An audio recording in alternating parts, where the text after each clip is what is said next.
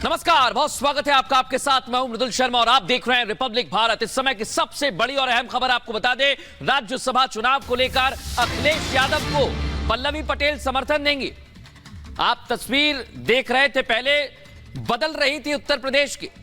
पल्लवी पटेल, हालांकि उन्होंने आवाज बुलंद की, लेकिन एक बार फिर से तस्वीर साफ हो गई है। सपा एमएलए को समर्थन देंगी, सपा एमएलए पल्लवी पटेल समर्थन देंगी राज्यसभा चुनावों में। बड़ी जानकारी है ये। और 3 उम्मीदवार समाजवादी पार्टी ने उतारे हैं, यानी समीकरण साधे जा रहे हैं। समीकरणों में बदलाव भी देखने को मिल रहा है, अपने अपने पत्ते बिछाए जा रहे हैं और पल्लवी पटेल इस बीच समर्थन का ऐलान करती हैं। मुझसे पीडीए अलग नहीं है, मैं पीडीए हूँ और पीडीए दीवार पे लिखा हुआ कोई स्लोगन नहीं है, ये जन भावना है और उस जन भावना को उसके प्रति हम प्रतिबद्ध हैं। तो जब मैं पीडीए हूं तो पीडीए से अलग कैसे होना है? तो आप किसको वोट करेंगी? मैं अपनी बात पे आज भी अडिग हूं। मैं पहले ही कह रही हूं कि मैं पीडीए हूं और पीडीए के प्रति प्रतिबद्ध हूं और उसी के साथ रहूंगी। किसके पीडीए सर? आप मतलब रामजी लाल सुमन के साथ जाएंगी या नहीं, दूसरा पीडीए है ही कहाँ?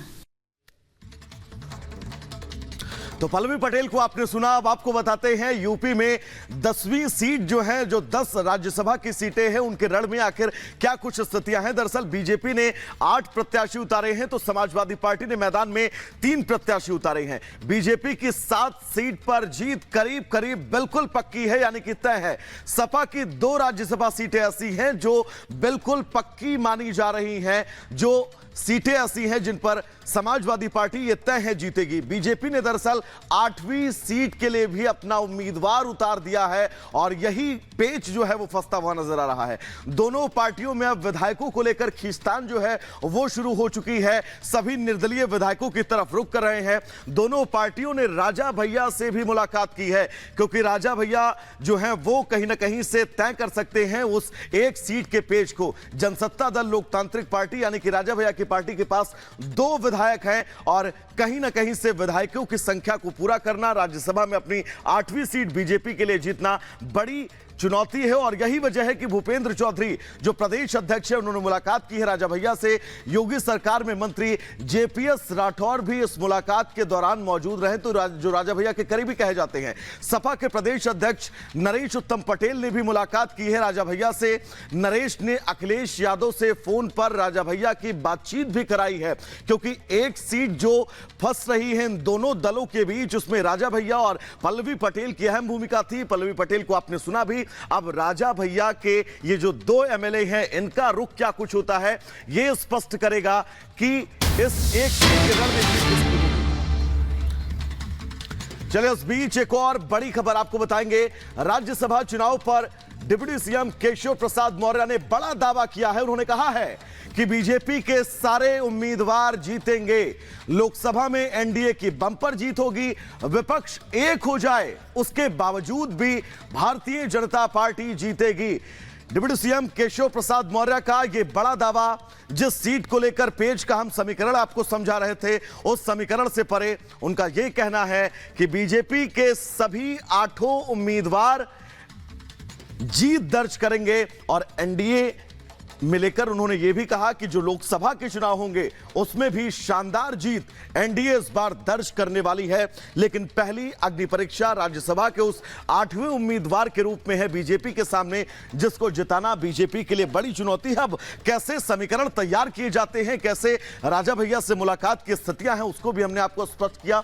और अब पल्लवी पटेल का वो बयान भी हमने आपको सुनाया, यानी कि केशव प्रसाद मौर्य जिस जीत का दम भर रहे हैं, उस जीत की तरफ बीजेपी आगे बढ़ती हुई नजर आ रही है।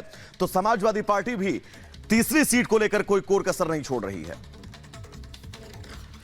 और अब आपको समझाते हैं कि आखिर 10वीं सीट का नंबर गेम क्या है। सपा की तीसरी सीट फंस चुकी है। सपा ने 3 उम्मीदवार उतारे हैं। 3 सीट के लिए 111 एमएलए की जरूरत है, लेकिन इधर समाजवादी पार्टी के पास मात्र 108 विधायक ही मौजूद हैं। रमाकांत यादव, इरफान सोलंकी इस वक्त जेल में हैं, जो कि कानपुर से आते हैं। और दूसरी बड़ी बात यह है कि पल्लवी पटेल ने सपा से किनारा किया, लेकिन अब वो समर्थन देने की बात कह रही हैं। कांग्रेस के 2 विधायक सपा को वोट करेंगे। तब भी संख्या बल कितना जाएगा, नहीं पहुंच पाएगा। सपा के तीसरे प्रत्याशी के लिए 4 वोट कम पड़ जाएंगे और इसी नंबर को पाने के लिए कोशिश की जा रही है। राजा भैया की पार्टी के पास 2 वोट मौजूद हैं और इसलिए उनसे संपर्क किया जा रहा है। अगर राजा भैया साथ में आ जाते हैं तो बीजेपी को 8 सीट के लिए 296 वोट की जरूरत है, यह भी समझ लीजिए। और बीजेपी के पास संख्या बल की बात करें तो वो दावा कर रहे हैं कि हमारे पास 8वें प्रत्याशी के लिए मात्र 9 वोट कम हैं। अब किस आधार पर दोनों पार्टियां दावे कर रही हैं देख लीजिए। एनडीए के खेमे में आरएलडी है, आरएलडी के पास 9 है और बीजेपी के संजय सेठ विपक्ष में सेंधमारी कर सकते हैं। 27 फरवरी को राज्यसभा के लिए मतदान होना है और सभी की निगाहें उस पर टिके हुए हैं।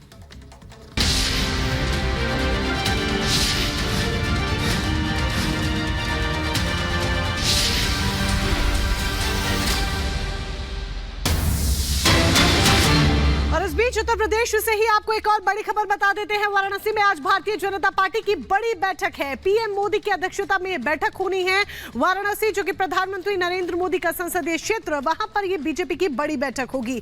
वाराणसी में यूपी बीजेपी नेताओं संग ये बैठक, सीएम योगी आदित्यनाथ और दोनों डिप्टी सीएम इस बैठक में मौजूद रहने वाले हैं। यहां तक कि प्रदेश अध्यक्ष, संगठन मंत्री भी मौजूद रहेंगे, जहां पर चुनाव की तमाम तैयारियों को लेकर चर्चा की जानी है। तो प्रधानमंत्री नरेंद्र मोदी का वाराणसी का दौरा बेहद अहम, 2 दिन का उनका वाराणसी का ये दौरा रहने वाला है, जिसमें आज आपको ये बता दें कि भारतीय जनता पार्टी की एक बड़ी बैठक होगी। सीएम योगी आदित्यनाथ भी इस बैठक का हिस्सा बनेंगे। इसके साथ ही दोनों डिप्टी सीएम उत्तर प्रदेश के इस बैठक का हिस्सा बनेंगे। सबसे बड़ी बात, चुनावी तैयारियों को लेकर चर्चा इस बैठक में होगी कि किस तरीके से उत्तर प्रदेश में भारतीय जनता पार्टी अपना कब्जा जमाए।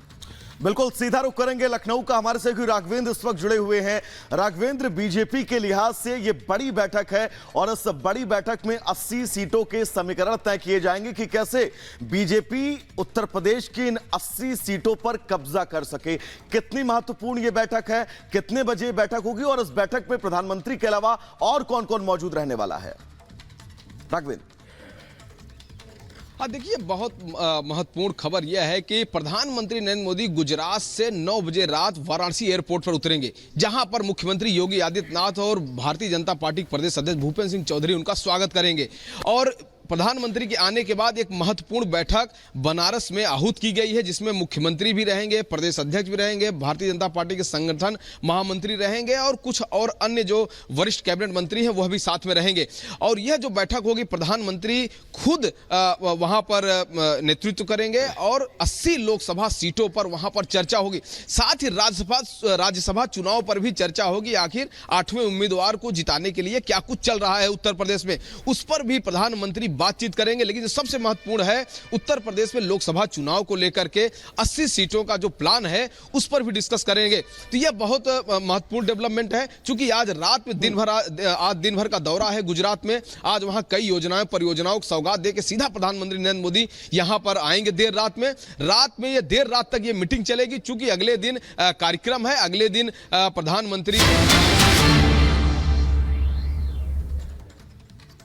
लोग तो तस्वीरें लगातार आप देख रहे हैं। तस्वीरें हम आपको दिखा रहे हैं, सीधी तस्वीरें, जहां पर मेहसाणा में प्रधानमंत्री नरेंद्र मोदी का रोड शो है। लोगों का भारी हुजूम प्रधानमंत्री नरेंद्र मोदी की एक झलक पाने के लिए जुटा हुआ है। और उससे पहले ये देखिए, पीएम मोदी के स्वागत में किस तरीके से सांस्कृतिक कार्यक्रम का भी आयोजन किया गया है। गुजरात के पारंपरिक नृत्य यहां पर करते हुए ये कलाकार नजर आ रहे हैं। गुजरात के मेहसाणा में प्रधानमंत्री नरेंद्र मोदी का मृदुल ये रोड शो। और देखिए, चुनाव आने वाले हैं, चुनाव सर पर है, उससे पहले प्रधानमंत्री का गुजरात ये दौरा बेहद अहम हो जाता है।